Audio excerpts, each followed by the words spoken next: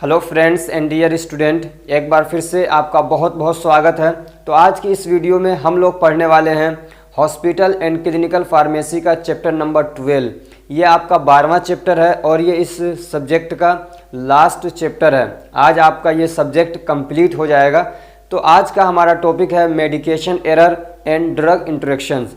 ये दोनों टॉपिक्स बहुत आसान हैं, बहुत ईजी है और कई बार आप पढ़ भी चुके हैं इसको किसी न किसी तरीके से। ये थोड़ा बहुत कहीं ना कहीं आ भी चुका है। तो क्या होता है मेडिकेशन एरर? तो मेडिकेशन एरर ट्रीटमेंट करते समय यानी इलाज करते समय एक ऐसी गलती होती है जिसको रोका जा सकता हो। मेडिकेशन एरर इलाज के दौरान एक ऐसी गलती होती है जिसको रोका जा सकता हो, लेकिन उसको रोका न गया, उसकी वजह से पेशेंट को गलत तरीके से दवा दे दी गई, इनएप्रोप्रिएट दवा दे दी गई, यानी जितनी दवा जैसी दवा उसको देनी चाहिए थी वैसी नहीं दी गई, जो उसके लिए मुनासिब नहीं था, जो तरीका या जो डोज या जो भी दवा अगर उसको दी गई तो उसको बोलते हैं हम लोग मेडिकेशन एरर। अब चाहे वो दवा उसको गलत दे दी जाएगी या तो फिर उसका जो दवा का डोज है वो बढ़ गया, या क्या कहते हैं दवा का एडमिनिस्ट्रेशन का जो रूट है वो बदल गया हो। समझ में आ रही बात? तो इस तरीके की जो गलतियां हैं अगर वो की जाती हैं तो उसको हम लोग बोलते हैं मेडिकेशन एरर। और ये ऐसी गलतियां होती हैं, ऐसे मिस्टेक्स हैं जिनको रोका जा सकता था लेकिन उनको ना रोका जा सका किसी भी वजह से, तो उसको बोलते हैं मेडिकेशन एरर। ठीक। और ड्रग इंटरेक्शन क्या होता है? तो ड्रग इंटरेक्शन का मतलब होता है कि दो दवाओं का आपस में टकरा जाना, या दवा और खाना जो हम लोग खाते हैं, फ्रूट वगैरह जो भी चीज़ें हैं फूड, उनका आपस में टकरा जाना और उसकी वजह से दवा का इफ़ेक्ट या तो बढ़ जाए या तो घट जाए। समझ में आ रही बात? दवा का इफेक्ट या तो बढ़ जाए या घट जाए तो उसको बोलते हैं हम लोग ड्रग इंटरेक्शन। चलिए अब हम लोग इसको डिटेल से सारी चीज़ों को पढ़ते हैं। तो मेडिकेशन एरर क्या है? Medication error is a preventable event. तो मेडिकेशन एरर एक ऐसा इवेंट है, एक ऐसा काम है जिसको रोका जा सकता था। प्रिवेंटेबल मतलब जिसको रोका जा सकता था या रोका जाने वाला एक क्या है? एक इवेंट है, एक काम है। दैट मे कॉज और लीड टू इनएप्रोप्रिएट मेडिकेशन, जो कि क्या है? मेडिकेशन को इनएप्रोप्रिएट कर सकता है। यानी जो दवा चल रही है, किसी पेशेंट का इलाज हो रहा है तो उस इलाज को क्या है? इनएप्रोप्रिएट कर सकता है, गैर, उसको बोलते हैं कि वो जो मुनासिब है उसके लिए उस तरीके से वो इलाज उसका नहीं रहेगा, बल्कि उसके लिए क्या हो जाएगा? वो बेकार हो सकता है, गलत तरीके का हो सकता है, तो उसको हम लोग बोलते हैं इनएप्रोप्रिएट मेडिकेशन, यानी उसके लिए वो ठीक नहीं है। ठीक। तो ये क्यों हुआ? कुछ ऐसे काम जिसकी वजह जिसको रोका जा सकता था उसको न रोका गया। अब ये क्या है उसको आगे हम लोग डिटेल से पढ़ेंगे। ठीक। अब फिर उसकी वजह से क्या होगा?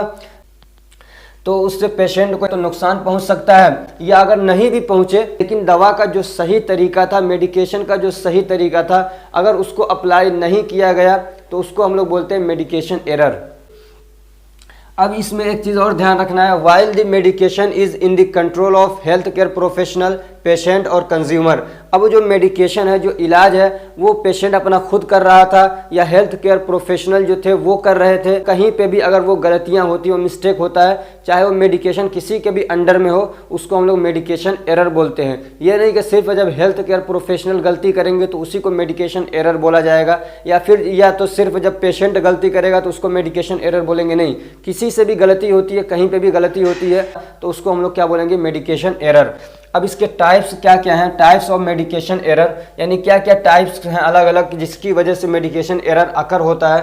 तो एक क्या है? Prescribing error. क्या है प्रिस्क्राइबिंग एरर? आप जानते हैं कि जैसे जो डॉक्टर हैं, जो डॉक्टर हैं, जो फिजिशियंस हैं, वो दवा को प्रिस्क्राइब करते हैं, वो लिखते हैं, तो वहाँ से जो क्या कहते हैं एरर निकल के आता है उसको हम लोग क्या बोलते हैं? Prescription error.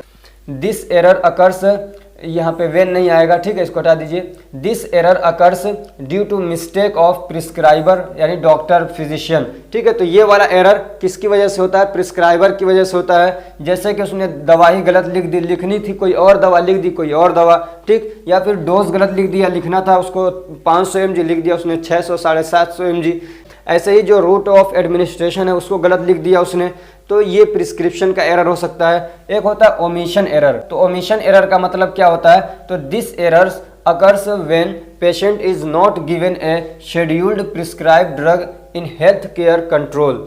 जैसे कि मान लीजिए कोई पेशेंट है, वो क्या है किसी हॉस्पिटल के अंदर एडमिट है और उसके लिए पूरा उसका क्या है ट्रीटमेंट चार्ट बना दिया गया कि इस पेशेंट को ये दवा इस वक्त में इतनी दी जाएगी, ठीक, शेड्यूल पूरा बना दिया गया। तो अब पेशेंट को उसके शेड्यूल के हिसाब से अगर दवा नहीं दी गई तो उसको बोलते हैं ओमिशन एरर। और तीसरा है इनप्रॉपर डोज एरर, यानी पेशेंट को सही डोज में दवा नहीं दी गई, जितनी देनी चाहिए थी उतनी नहीं दी गई, तो उसको बोलते हैं इम्प्रॉपर डोज एरर। एक होता है डिटेरियोरेटेड यानी एक्सपायर्ड ड्रग एरर, यानी पेशेंट को एक्सपायर्ड ड्रग दे दी गई है तो उसको क्या बोलते हैं डिटेरियोरेटेड या एक्सपायर्ड ड्रग एरर, ठीक।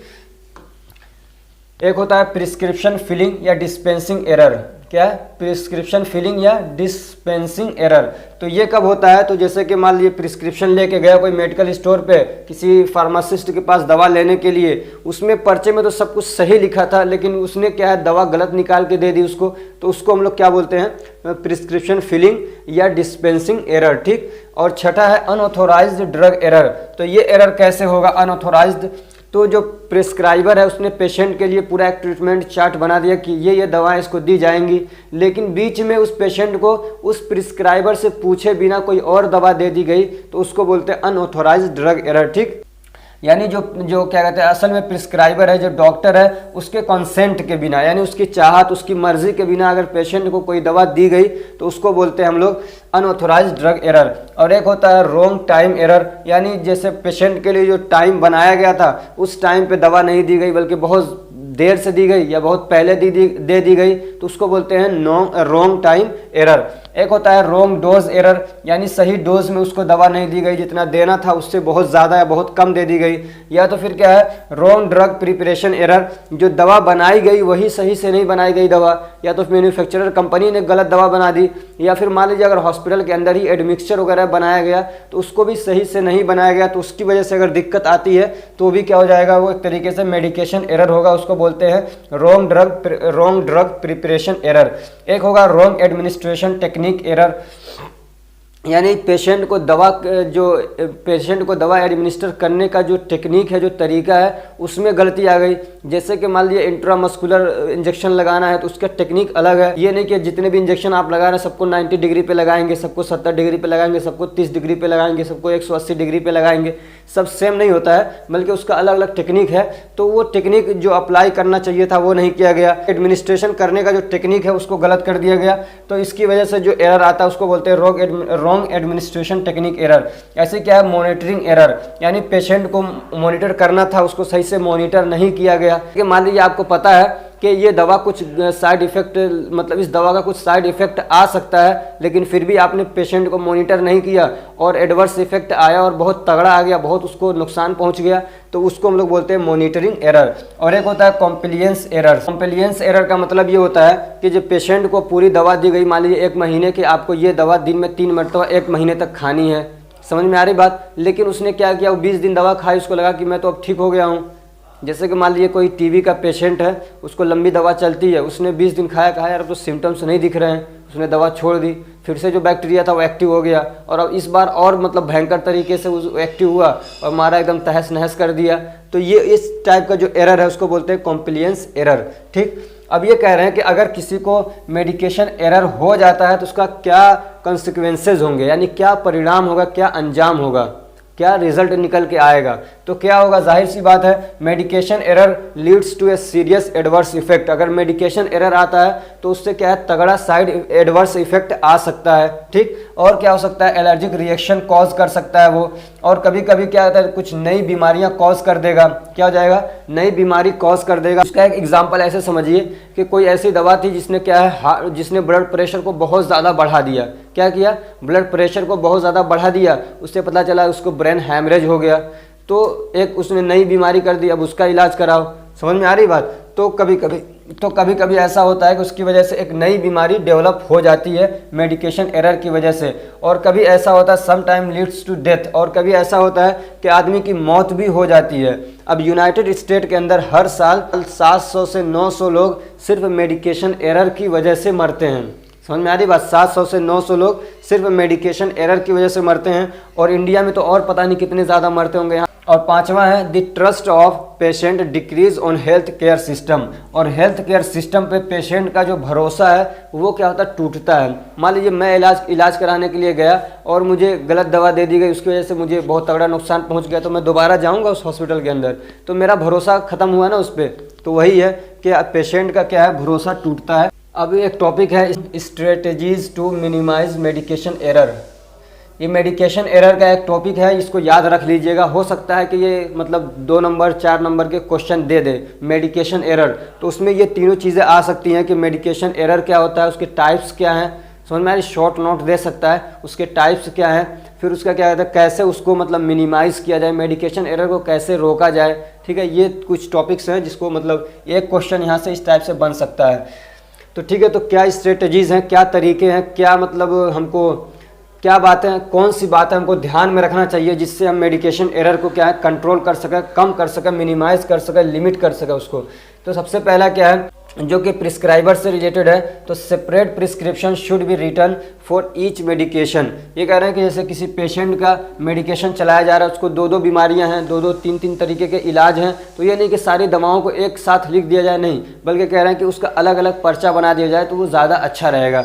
ठीक, दूसरा क्या है, बिफोर साइनिंग या signature the prescription prescriber should recheck every parts of the prescription. ये कह रहे हैं कि जो प्रिस्क्राइबर है जब वो अपना फाइनल सिग्नेचर कर रहा है तो उससे पहले उसको क्या है, पूरा मतलब एक बार जो भी उसने लिखा है उसको ध्यान से रीचेक कर लेना चाहिए, ध्यान से उसको एक बार और पढ़ लेना चाहिए कि कहीं इसमें मैंने मिस्टेक तो नहीं किया है। ऐसे ही उसको क्या है, एब्रीविएशन लिखने से परहेज़ करना चाहिए, यानी जो दवाओं के नाम है उसको पूरा लिखे, एब्रीविएशन यूज़ न करे, यानी शॉर्ट फॉर्म यूज़ न करे। ऐसे ही the patient age should be mentioned in the prescription, और जो प्रिस्क्रिप्शन है उसमें पेशेंट का एज भी मेंशन किया जाना चाहिए, उसमें रहे, ताकि अगर मेडिकेशन एरर होगा, मान लीजिए डोज ज़्यादा हो गया, तो फार्मासिस्ट समझ सकता है यार इसकी तो उम्र इतनी कम है और इतना हाई डोज इसको क्यों दिया जा रहा है, तो मेडिकेशन एरर को वहाँ से रोका जा सकता है। ठीक है, और क्या, ये तो समझिए इतना प्रिस्क्राइबर से रिलेटेड हो गया।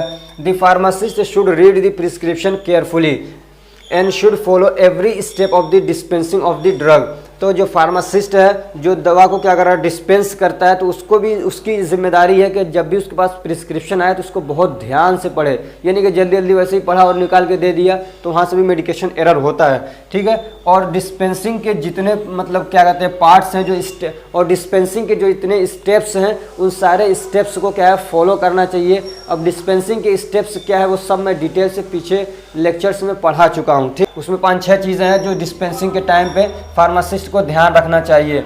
और क्या है, the pharmacist should check if the dose are accurate or not according to the patient age. अब ये कह रहे हैं पेशेंट के एज के हिसाब से जो दवा उसको दी गई है उसका डोज सही है कि नहीं है, ये भी फार्मासिस्ट को चेक करना चाहिए। ठीक है, अब the nurses should administer the right drug to the right patient in right dose at right time. और जो नर्सेज वगैरह हैं चाहे वो मेल हो चाहे फीमेल हो, तो उनकी जिम्मेदारी यह है कि जब वो दवा एडमिनिस्टर कर रहे हैं तो राइट दवा राइट पेशेंट को, ये नहीं कि दवा इसकी है उस पेशेंट को लाके एडमिनिस्टर कर दिया, तो नहीं, सही दवा सही पेशेंट को एडमिनिस्टर करना है। और सही पेशेंट का मतलब ये नहीं कि जो पेशेंट ही नहीं है, बल्कि जिस पेशेंट के लिए जो दवा है उसको वो दवा मतलब दी जानी चाहिए और उसका डोज भी सही हो और राइट टाइम पे दिया जाए। तो ये नर्सेज से रिलेटेड है।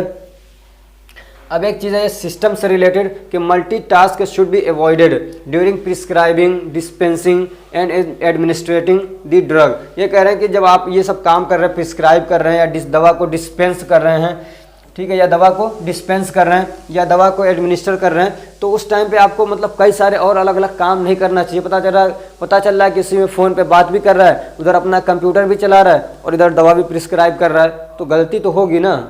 जब एक ही साथ आदमी कई सारे काम करेगा तो मेडिकेशन एरर होगा। ऐसे मान लीजिए नर्सेज हैं, उन्होंने लीड लगा रखी है, किसी से बात भी चल रही है और इधर ये दवा भी एडमिनिस्टर कर रही हैं, तो गलती हो जाएगी ऐसे। तो इसलिए कह रहे हैं कि मल्टीटास्क से बचना चाहिए। ठीक, और क्या है, ये भी सिस्टम से रिलेटेड है। The health care professionals should be stress free. और जो हेल्थ केयर प्रोफेशनल्स हैं उनको इतना काम न दिया जाए या इतना उनको प्रेशर न किया जाए कि वो स्ट्रेस में रहें। अगर वो स्ट्रेस में रहेंगे तो फिर गलतियां होंगी। इसलिए उनको क्या है मतलब फ्रेश माइंड रहना चाहिए, उनको बहुत प्रेशर में नहीं रखना चाहिए, उनको स्ट्रेस फ्री रखना चाहिए। उनका काम, उनका लोड और उनका जो वर्क लोड है उसको कम रखेंगे तो मेडिकेशन एरर कम होगा। ठीक, वो यहाँ पे आ भी गया, the work load of health care professionals should be in limit. उनका जो काम है वो थोड़ा लिमिट में रहना चाहिए, बहुत ज़्यादा उनको ओवरलोड नहीं करना चाहिए। ठीक, और क्या ध्यान रखना चाहिए तो LASA drugs should be handled carefully. और जो लासा ड्रग है उनको क्या है केयरफुली हैंडल करना चाहिए। लासा ड्रग के बारे में आगे आप पढ़ने वाले हैं। लासा ड्रग का मतलब ये होता है कि वो दवाएं जो looks alike and sound alikes, यानी देखने में वो सेम लगती हैं या फिर क्या है उनका जो नाम है वो साउंड हम लोग बोलते हैं तो सुनने में वो एक जैसी लगती हैं, उसको हम लोग बोलते हैं लासा ड्रग। तो इसकी वजह से भी मेडिकेशन एरर होता है, तो इसको भी थोड़ा सा केयरफुली क्या करना चाहिए, हैंडल करना चाहिए। और क्या है, prescriber should write the prescription himself and should avoid detection. और जो प्रिस्क्राइबर है उसको खुद ही प्रिस्क्रिप्शन लिखना चाहिए, यानी जो डॉक्टर है वो खुद ही उसको लिखना चाहिए। ये नहीं कि अपने किसी असिस्टेंट से कह रहा है कि तुम लिखो, ये बोल रहा है और वो सुन के लिख रहा है, तो फिर यहाँ पे मेडिकेशन एरर होने के चांसेस बढ़ जाते हैं। इसलिए कि सुनने में मिस्टेक हो जाता है। काफ़ी बार ऐसा होता है कि मैं बोल कुछ और रहा हूँ और आप कभी ध्यान कहीं और है तो सुन कुछ और लेते हैं। तो इसलिए जो प्रिस्क्राइबर है उसको खुद ही लिखना चाहिए, डिक्टेशन नहीं करवाना चाहिए। अब लासा ड्रग क्या है, तो लासा ड्रग का मतलब ये होता है कि LASA means looks alike. Looks alike यहाँ कर लीजिए, ए लगा लीजिए, looks alike and sound alikes, यानी वो दवाएं जो एक जैसी दिखती हैं या उनका जो नाम है वो एक जैसा उसको मतलब बोली जाती है, उनका जो साउंड है, उनके नाम का जो उच्चारण है वो एक जैसा है, तो उसको हम लोग बोलते हैं लासा ड्रग्स। ठीक, These are the drugs which have similar appearance यानी looks same और similar spelling, या उनका स्पेलिंग सेम है और प्रोनाउंसिएशन या उनका जो क्या कहते हैं प्रोनाउंसिएशन है, जो उनका उच्चारण है वो सेम है। तो ऐसी दवाओं को हम लोग बोलते हैं लासा ड्रग्स। ठीक है, यानी जो देखने में एक जैसी हैं और सुनने में भी एक जैसी लगती हैं उसको हम लोग बोलते हैं लासा ड्रग्स।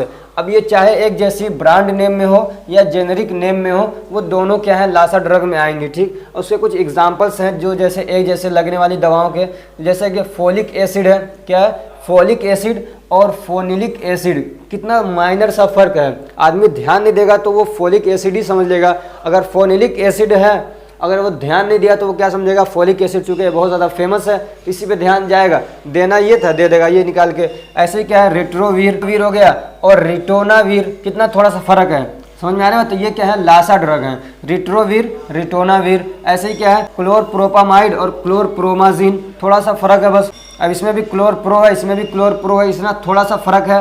तो ये क्या है एग्जाम्पल्स है किसके, लासा ड्रग्स के। ठीक, अब एक टॉपिक है आपके सिलेबस में tall man lettering as per ISMP। ISMP के अकॉर्डिंग टॉल मैन लेटरिंग क्या है। ठीक, तो ISMP का मतलब होता है the institute for safe medication practice. ठीक है, ये एक इंस्टीट्यूट है, तो उन्होंने एक टेक्निक निकाली है। उन्होंने क्या किया, एक टेक्निक निकाला कि जो लासा ड्रग्स हैं उनको मतलब अलग किया जा सके, आदमी को कन्फ्यूज़न ना हो, देखते ही वो समझ जाए कि ये दवा दूसरी है, ये दूसरी है। समझ में आ रही बात। एक जैसी दिखने वाली दवाएं जैसे लासा जो ड्रग्स हैं, एक जैसे उनका प्रोनाउंसिएशन है, एक जैसे दवाओं के नाम हैं, तो उसमें कुछ ऐसी टेक्निक लगाई इन्होंने कि देखते ही सामने वाले को पता चल जाएगा कि ये दवा दूसरी है और ये क्या है दूसरी है, जो मैं निकाल रहा हूँ ये वही दवा है कि नहीं है। तो उस टेक्निक में क्या किया इन्होंने, the tall man lettering is a technique to differentiate या distinguish the similar drug names and causes. यहाँ पे एंड की जगह दैट लगा लीजिए तो अच्छा रहेगा। That causes mistake during dispensing, handling and administrating. तो ठीक है, तो वो दवाएं जो सिमिलर है यानी जो लासा ड्रग्स हैं उनको डिफ्रेंशिएट करने के लिए इन्होंने एक टेक्निक बनाई। उस टेक्निक को नाम क्या दिया, टॉल मैन लेटरिंग। तो इसमें होता क्या है, in this technique the main part of the drug name is written in upper case lettering, यानी in capital letter and the यहाँ पे अदर लगा लीजिए, and the other parts of the drug names similar to the other drug names are written in lower cases। क्या समझ में आया इससे कि मान लीजिए दो दवाएं हैं जो सिमिलर हैं किसी हद तक, मतलब एक जैसी दिखने वाली हैं, तो जो उसमें जो चीज़ें सिमिलर हैं उसको छोटे लेटर में लिखते हैं, उसको लोअर केस लेटरिंग के साथ लिखते हैं, और जो क्या कहते हैं जो सिमिलर नहीं है, जो वो अलग है समझ में आ रही बात। जो वो अलग है उसको क्या है कैपिटल लेटर में लिखते हैं। जैसे यहाँ पे आप देखिए ये दो दवाएं हैं, एक है क्लोरप्रोमाजीन, क्या है क्लोरप्रोमाजीन, और दूसरा है क्लोरप्रोपामाइड। तो अब इसमें जो क्लोरप्रो है ना, क्लोरप्रो, इसमें भी क्लोरप्रो ये सेम है, तो इसको क्या है छोटा लेटर में लिखते हैं इस टेक्निक के अंदर। और उसके आगे जो इसका अलग नाम है, जो इसका मेन पार्ट है, क्या है ये मेन पार्ट है, तो वही कह रहे हैं मेन पार्ट को क्या करते हैं अपर केसेस लेटरिंग में लिखते हैं, यानी कैपिटल लेटर में लिखते हैं। तो क्या हो जाएगा इसका माजीन, ठीक है। ये जो माजीन है यानी क्लोरप्रोमाजीन, तो माजीन जो इसको कैपिटल लेटर में लिखते हैं। ऐसे इसमें क्या है पामाइड है, ये क्या है इसका मेन पार्ट है, तो उसको क्या करते हैं कैपिटल लेटर में लिखते हैं, ठीक। तो ये इसका टेक्निक है, आपको देख के ही समझ में आ जाएगा कि ये कौन सी दवा है। अगर ये पूरा नाम क्या है स्मॉल लेटर में लिखा जाए, इसको भी पूरा स्मॉल लेटर में लिखा जाए, तो आदमी को कन्फ्यूजन हो जाता है, मतलब मिस्टेक कर देगा। लेकिन अगर इसको बड़ा कर दिया गया, इसको बड़ा कर दिया जाएगा, तो फौरन इस पर आदमी का ध्यान जाता है, टेंशन जाता है, अच्छा ये तो क्लोरप्रोमाजीन है और ये क्लोरप्रोपामाइड है। तो इस तरीके से आदमी क्या मतलब मिस्टेक करने से बच जाता है। तो इस तरीके से मेडिकेशन एरर नहीं होगा। ऐसे ही जैसे डोपामीन है और क्या डोब्यूटामीन है, तो इसमें जो अमीन है ये इसमें भी अमीन है, इसमें भी अमीन है, तो इससे थोड़ी सी सिमिलरिटी हो रही है ना। तो अमीन को छोटा रखा है, ये मेन पार्ट नहीं है। जो मेन पार्ट है इसमें डोपा, क्या है डोप, ठीक है। तो इसमें जो डोप है उसको बड़ा कर दिया, इसका जो मेन पार्ट है डोब्यूट, तो इसको बड़ा कर दिया। तो इस तरीके से आदमी क्या है डिस्टिंग्विश कर सकता है, यानी एक दूसरे से अलग कर सकता है आसानी के साथ में। तो ये है टॉलमैन लेटरिंग, ठीक, यानी कैपिटल लेटर यूज करके दवा के नाम को एक दवा के नाम को दूसरे दवा के नाम से अलग किया जाता है, डिफ्रेंशिएट किया जाता है, उसको डिस्टिंग्विश किया जाता है। इसको बोलते हैं कि एक दूसरे से मुमताज़ कर दिया जाता है, ताकि देखते ही पता लग जाए कि ये दूसरी दवा है और ये दूसरी दवा। इसके और भी एग्जांपल्स हैं, जैसे साइक्लोस्पोरिन है और क्या साइक्लोसेरिन, ऐसे विनब्लास्टिन, ऐसे विनक्रिस्टिन, ठीक है। तो ये देख रहे हैं जो मेन पार्ट है उसको क्या है बड़ा करना है। तो एक दो एग्जाम्पल इसमें से याद कर लीजिएगा। अब एक टॉपिक है ड्रग इंटरेक्शन, क्या है ड्रग इंटरेक्शन। तो इसका डेफिनेशन क्या है, तो drug interaction is a condition in which an another drug or food affect the drug action. तो ड्रग इंटरेक्शन एक ऐसी कंडीशन है जिसमें कोई दवा या कोई खाना किसी दवा के एक्शन को अफेक्ट करती हैं, किसी दवा के एक्शन को अफेक्ट करती हैं, यानी उसको या तो बढ़ा देती हैं या घटा देती हैं। तो इस कंडीशन को हम लोग बोलते हैं ड्रग इंटरेक्शन। अब ये दो तरीके से हो सकता है, या तो क्या होगा ड्रग टू ड्रग इंटरेक्शन, यानी एक दवा ने दूसरी दवा के इफेक्ट को क्या किया बढ़ा दिया या घटा दिया। और दूसरा होगा ड्रग टू फूड इंटरेक्शन, यानी एक दवा ने यानी एक किसी खाने ने किसी दवा के इफेक्ट को क्या है घटा दिया या बढ़ा दिया। तो ये दो टाइप का ड्रग इंटरेक्शन होता है। तो अब हम लोग कुछ एग्जाम्पल्स पढ़ने जा रहे हैं, examples of drug to drug interaction, ठीक है। ये पूरा जो है इसमें आपको याद करना चाहें तो याद भी कर सकते हैं, काफ़ी अच्छी चीज़ है। लेकिन इसके एक दो एग्जाम्पल्स आप ज़रूर याद कर लीजिएगा, इसलिए कि एग्जाम्पल के साथ क्वेश्चन पूछता है। समझ में आ रही बात, वो पूछेगा कि ड्रग इंटरेक्शन को लिखिए एग्जाम्पल्स के साथ। तो एक दो एग्जाम्पल्स आप ज़रूर याद कर लीजिएगा। तो अब हम लोग पढ़ रहे हैं किसके ड्रग टू ड्रग इंटरेक्शन, ठीक। तो सबसे पहले हम लोग ले रहे हैं कौन सी एनाल्जेसिक, यानी जो दर्द निवारण दवाएं हैं, दर्द को कम करने वाली दवाएं हैं, उसके बारे में हम लोग पढ़ रहे हैं। तो कौन सी है ओपियोइड्स है, सबसे पहले कौन सी है ओपियोइड्स, यानी ओपियम से बनने वाली, ओपिएट्स भी बोलते हैं उसको। तो अगर इस दवा को हम लोग इसके साथ में ले रहे हैं फेनोक्सीबेंजामीन के साथ में, अगर ओपियोइड दवा को फेनोक्सीबेंजामीन के साथ में ले रहे हैं तो फिर क्या होगा इसमें ओपियोइड का जो इफेक्ट है वो क्या हो जाएगा बढ़ जाएगा बहुत ज़्यादा।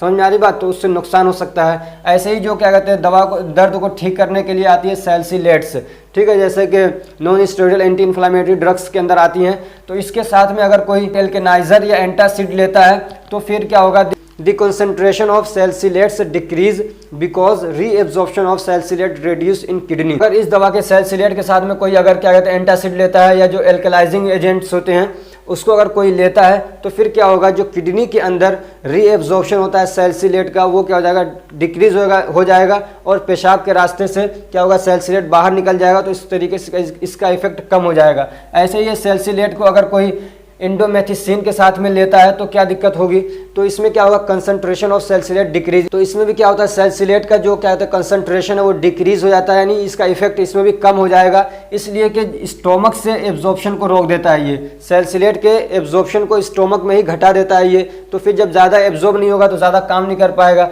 ऐसे ही सैलिसिलेट के साथ में अगर कोई एसिडिफायर्स लेता है, यानी एसिडिटी आदमी के स्टोमक के अंदर एसिड की कमी हो जा रही है तो अगर वो कोई एसिड ले रहा है, HCl ले रहा है, या कोई भी एसिड ले रहा है, तो उससे क्या होगा, तो दी कंसंट्रेशन ऑफ सैलिसिलेट इंक्रीज। तो इसमें क्या होगा, जो सैलिसिलेट का जो कंसंट्रेशन यानी उसका जो इफेक्ट है वो समझिए बढ़ जाएगा, इसलिए कि ये क्या करता है, किडनी से इसके रीएब्जॉर्प्शन को बढ़ा देता है। ठीक, तो वो बाहर नहीं निकलेगा पेशाब के रास्ते, तो वो ब्लड के अंदर बार बार बना रहेगा, तो इसका इफेक्ट क्या हो जाएगा, उससे बढ़ जाएगा। अब एक दवा है फेनाइल ब्यूटाजोन, क्या है, फेनाइल ब्यूटाजोन। अगर उसके साथ में कोई टोल, ये टोल है, इसमें एल लगा लीजिए, टोल ब्यूटामाइड, अगर उसके साथ में कोई टोल ब्यूटामाइड लेता है तो फिर क्या होगा, तो टोल ब्यूटामाइड मेटाबॉलिज्म इनहिबिटेड। टोल ब्यूटामाइड ये क्या तरीके से हाइपोग्लाइसेमिक एजेंट है, यानी अगर किसी को डायबिटीज़ है, ब्लड में शुगर का लेवल बढ़ा हुआ है, तो उसमें ये दवा देते हैं हम लोग। ठीक है, तो इसका इफेक्ट और ज़्यादा बढ़ जाएगा, समझ में आ रही बात, इसका क्या है, हाफ लाइफ बढ़ जाएगा, तो उसकी वजह से हाइपोग्लाइसेमिया हो सकता है, यानी आदमी का ब्लड शुगर लेवल बहुत डाउन हो सकता है, उसको हाइपोग्लाइसेमिया हो सकता है। ठीक है, तो फेनाइल ब्यूटाजोन के साथ में टोल ब्यूटामाइड नहीं लेना है। ऐसे ही क्या है, आप ये देख सकते हैं, सब ये एग्जाम्पल से लिखे हुए हैं और बहुत आसान लैंग्वेज में उनमें क्या इफेक्ट आएगा वो सब लिखा हुआ है, तो आप यहाँ से इसको सबको पढ़ सकते हैं। ठीक है, ये PDF आपको दे दिया जाएगा, या आप इसका स्क्रीनशॉट लेके इसको पढ़ लीजिए। मैं इसलिए इसको नहीं बता रहा हूँ कि सारी चीज़ें आसान है, सब आप पढ़ चुके हैं, दवाएं वगैरह सब इफेक्ट सब आसान मैंने लिखा है, इसलिए कि मुझे दूसरा काम करना है ताकि मैं जल्दी जल्दी वीडियोज़ अपलोड कर सकूँ। ठीक है, तो इसका जो लोग PDF सब्सक्रिप्शन, जिन लोगों ने क्या PDF का सब्सक्रिप्शन ले रखा है, तो उनको तो मैं PDF भेज दूंगा, वहाँ से ये पढ़ लेंगे। बल्कि मैंने ये PDF पहले ही भेज दिया था, इसलिए कि जब मैं बिज़ी था शादी वगैरह में, मतलब अपनी शादी नहीं किसी और की शादी में जब बिज़ी था, तो मैंने उसको PDF वगैरह बना के पहले ही ग्रुप में मैंने भेज रखे थे ये PDF, लेकिन उन लोगों को नहीं मिल पा रहा था जिन्होंने सब्सक्रिप्शन नहीं लिया हमारा, तो इसलिए मैंने सोचा कि उनको पढ़ा दे। तो आप इसका क्या कहते हैं, स्क्रीनशॉट ले लीजिए, अगर आप मतलब PDF वाले ग्रुप में नहीं है तो आप यहाँ से पढ़ सकते हैं इसको। ठीक,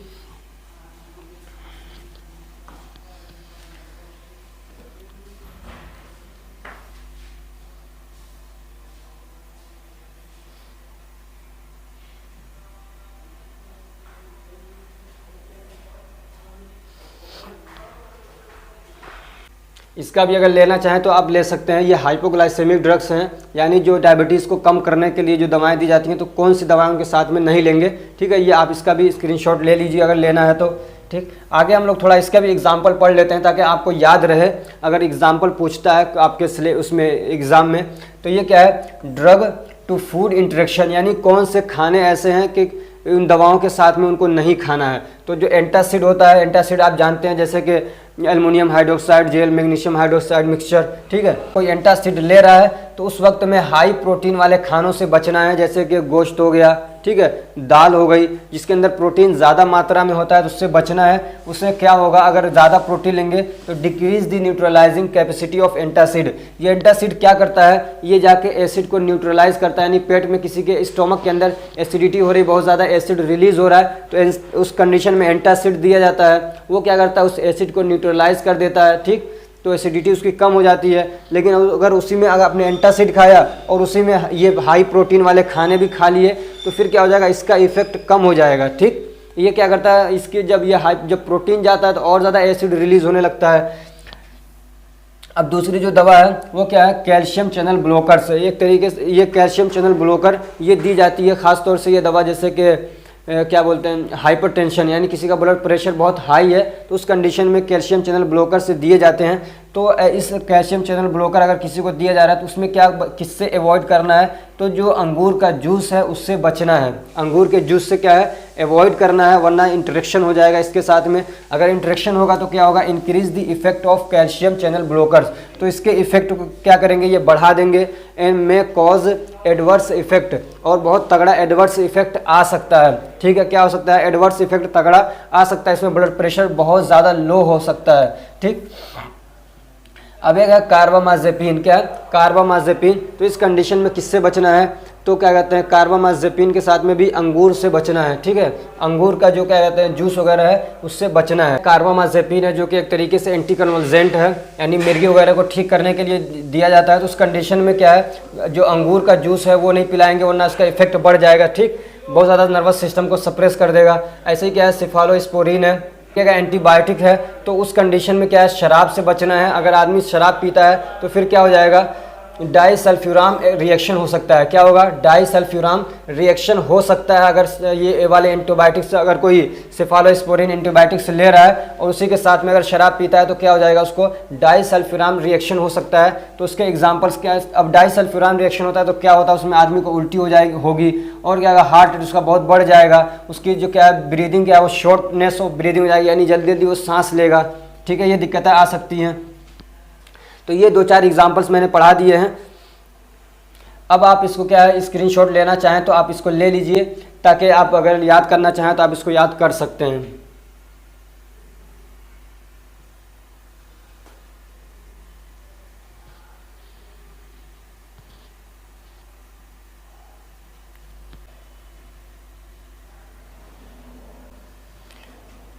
अब एक टॉपिक रह गया इसमें, clinical significance of drug interaction, यानी जो ड्रग इंटरेक्शन है इनका क्लिनिकल सिग्निफिकेंस क्या क्या अहमियत है इसकी, यानी अगर इसको केयर ना किया जाए तो क्या हो सकता है? तो they can cause severe adverse effect, तो इसकी वजह से क्या है बहुत तगड़ा एडवर्स इफेक्ट आ सकता है। ऐसे ही दे कैन इंक्रीज और decrease the effect of drug, ये दवा के क्या है इफेक्ट को बढ़ा सकते हैं और क्या कर सकते हैं घटा सकते हैं। ऐसे ही they can alter the treatment, और जो इलाज चल रहा है उस इलाज को ये क्या कर सकते हैं अल्टर कर सकते हैं, यानी बिल्कुल उल्टा कर सकते हैं। ठीक है, असल में क्या है ये समझिए, दवा के इफेक्ट को घटा सकते हैं और बढ़ा सकते हैं, उसी से अब हम लोग अलग अलग चीज़ें बनाएंगे। तो और क्या, दे कैन कॉज डेथ, इसकी वजह से मौत भी हो सकती है। ऐसे ही drug interaction should be avoided for better drug response, और दवा का सही रिस्पॉन्स लेने के लिए, दवा से सही फ़ायदा उठाने के लिए ड्रग इंटरेक्शन को क्या है अवॉइड कराया जाता है, ताकि दवा सही से अपना काम कर सके। तो ये जो आपका टॉपिक था और ये जो चैप्टर था आपका यहीं पे कंप्लीट हो रहा है। अगर ये हमारी कोशिश आपको अच्छी लग रही है तो वीडियो को लाइक करिए, चैनल को सब्सक्राइब करिए और अपने फ्रेंड्स को भी शेयर करिए, ताकि वो भी इससे फ़ायदा उठा सकें। Thank you so much for watching.